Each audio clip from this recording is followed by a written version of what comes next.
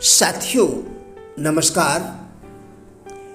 जीवन को संतुलित एवं अनुशासित किए बिना क्या पारिवारिक जिम्मेदारियों का कुशलतापूर्वक निर्वहन किया जा सकता है? आज हम इसी विषय पर आपके साथ वार्ता करेंगे। मानवीय जीवन एवं समाज की निरंतर परिवर्तनशीलता को आधार बनाकर भारतीय ऋषि मनीषियों ने प्राचीन काल से लेकर अब तक लगातार अपने अपने समय में शासन प्रशासन से संबंधित विचारों को प्रस्तुत किया है। विदुर नीति, कौटिल्य का अर्थशास्त्र, राजनीति रत्नाकर आदि ग्रंथों में राज्य के शासन और उसकी प्रशासनिक संस्थाओं के स्वरूप की विस्तृत चर्चा की गई है। एक सामाजिक प्राणी होने के नाते मनुष्यों द्वारा अपने सामूहिक और सार्वजनिक जीवन को संतुलित, अनुशासित और विकसित बनाने के लिए अनेक तरह की व्यवस्थाओं का निर्माण किया गया है। इन्हीं में से एक महत्वपूर्ण व्यवस्था है शासन प्रशासन की। राजनीतिक तथा लोकतांत्रिक मर्यादाओं को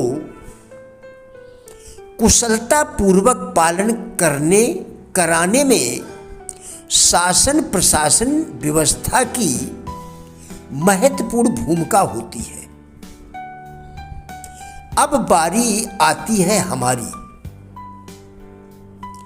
शासन प्रशासन सामाजिक व्यवस्था सुनिश्चित करता है, लेकिन हमें भी तो अपने परिवार की व्यवस्था देखनी पड़ती है। परिवार की जिम्मेदारी परिवार के मुखिया के कंधों पर होती है। इसलिए हमारा दायित्व बनता है कि हम अपने परिवार की देखभाल कैसे करें, यह जानना हमारे लिए आवश्यक है। एक कहावत है,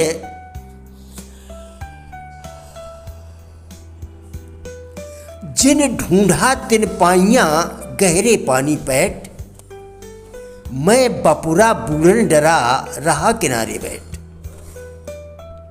इस दुनिया में हमारे हर सवाल का जवाब मिल जाता है। हम ढूंढना तो शुरू करें। जब हम कहीं जाते हैं और रास्ता मालूम नहीं होती है तो क्या पूछकर हम उस स्थान यानी गंतव्य तक नहीं पहुंच जाते हैं? उत्तर आसान है, हम जरूर पहुंच जाएंगे। एक अच्छी जिंदगी कैसे जिएं, इस विषय पर अनेक विद्वानों एवं यूट्यूबरों द्वारा अपनी अपनी क्षमता अनुसार बताया गया है। बेहतर जिंदगी जीने के विषय में अनेक पुस्तकें आपको मिल जाएंगी। बस आपको यह निर्णय लेना है कि आप कैसी जिंदगी जीना चाहते हैं।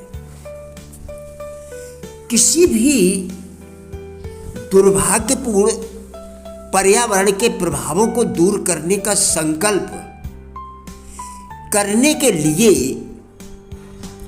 और अपने जीवन में अनुशासन का निर्माण करने के लिए मानसिक परिसंपत्तियों और देनदारियों की सूची बनाने पर आपको पता चल जाएगा कि आपकी सबसे बड़ी कमजोरी आत्मविश्वास की कमी है।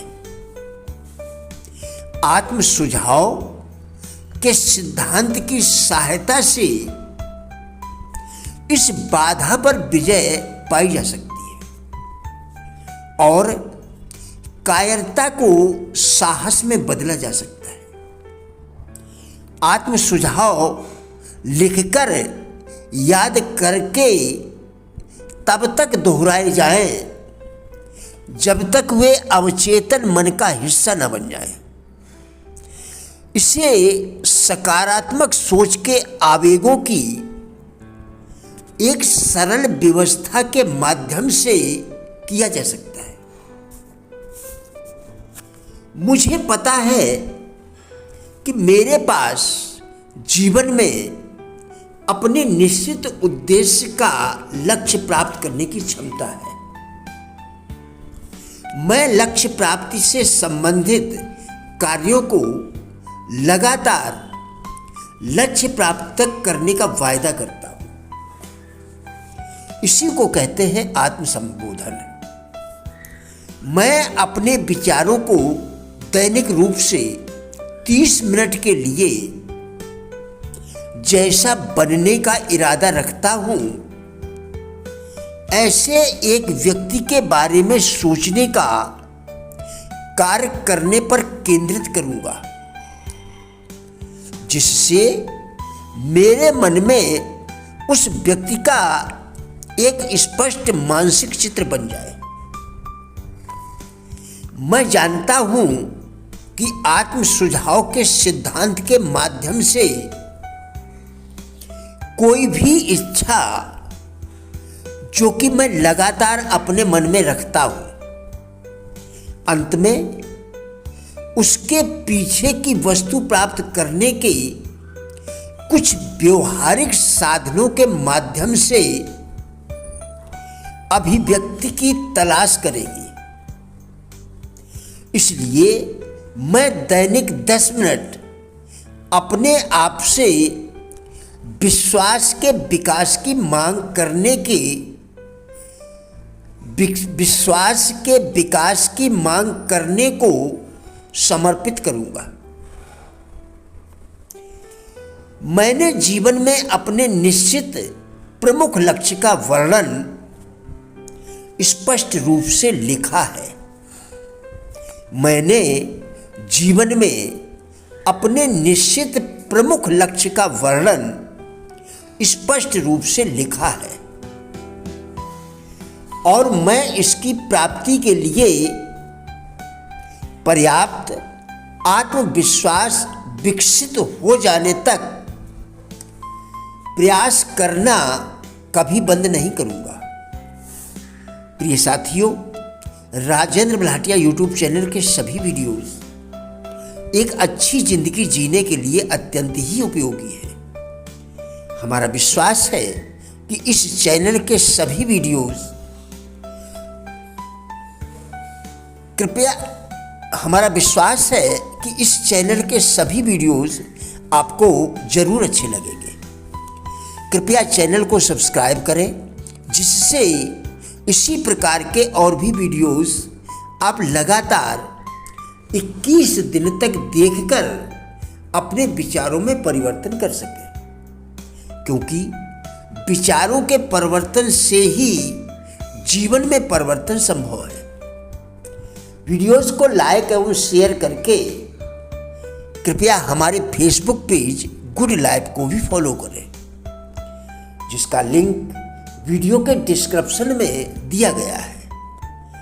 कृपया हमारा भी उत्साह बढ़ाएं। धन्यवाद।